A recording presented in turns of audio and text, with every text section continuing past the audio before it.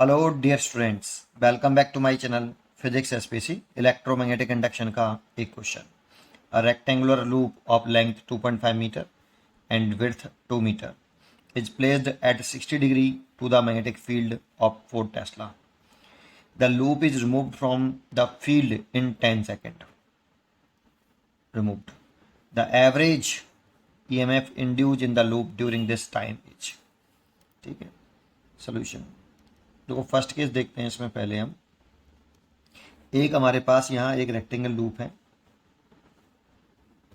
जिसकी लेंथ दे रखी है हमें 2.5, एल दे रखा है 2.5 मीटर और ब्रेथ दे रखी है 2 मीटर। इससे लूप का एरिया निकाल सकते हैं एल इंटू बी।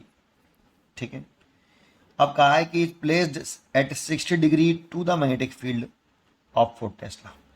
तो देखो ये अगर इसका प्लेन मान लें और ये प्लेन के परपेंडिकुलर शो करें कि प्लेन की परपेंडिकुलर लाइन है ये ऐसे।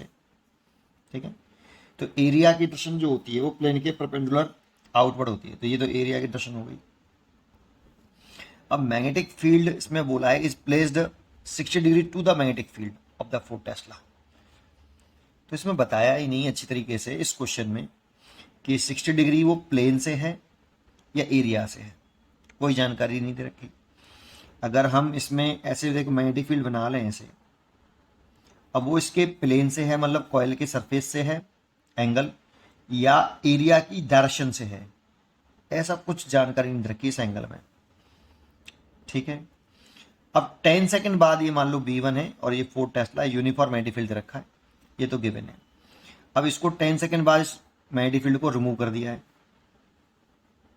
यहां से यहां तक 10 सेकंड लगे और मैग्नेटिक फील्ड कर दिया 0। ठीक है, average induced EMF in this loop during this, ये पूछ रहा है। तो एवरेज इंड्यूस्ड ईएमएफ क्या होता है? Average induced EMF E is equal to, देखो साइन के साथ पूछ रहा है, इसमें चॉइस भी दे रखी थी, उसमें साइन है।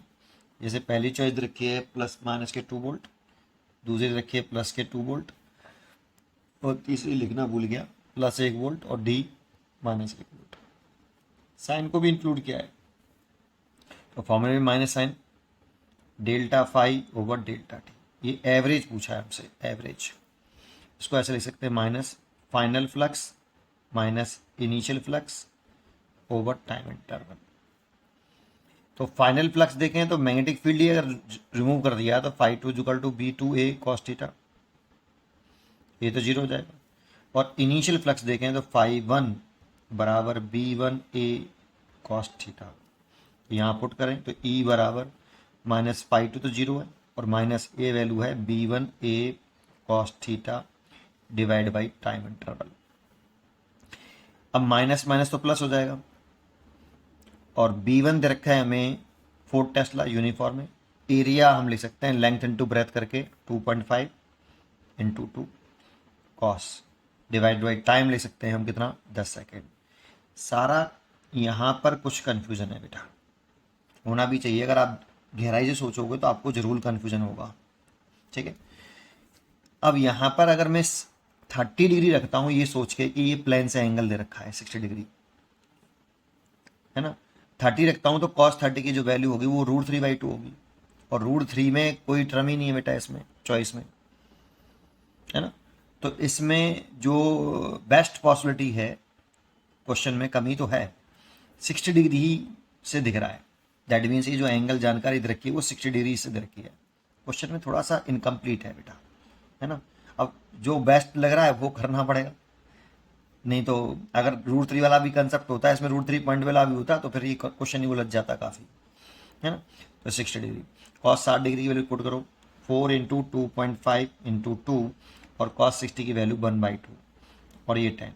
तो देखो 2 से 2 कैंसिल हो गया, पॉइंट उठाया तो 0, 25 से कट गया 4 बार और 4 से कट गया 1 बार, तो प्लस 1 वोल्ट आ गया बेटा। इसलिए इसकी जो चॉइस होनी चाहिए सी चॉइस होनी चाहिए 1 वोल्ट प्लस 1 वोल्ट। यहाँ कन्फ्यूजन है, इसमें कोई डाउट नहीं है भाई। ठीक है, पढ़ते रहिए और खुश रहिए।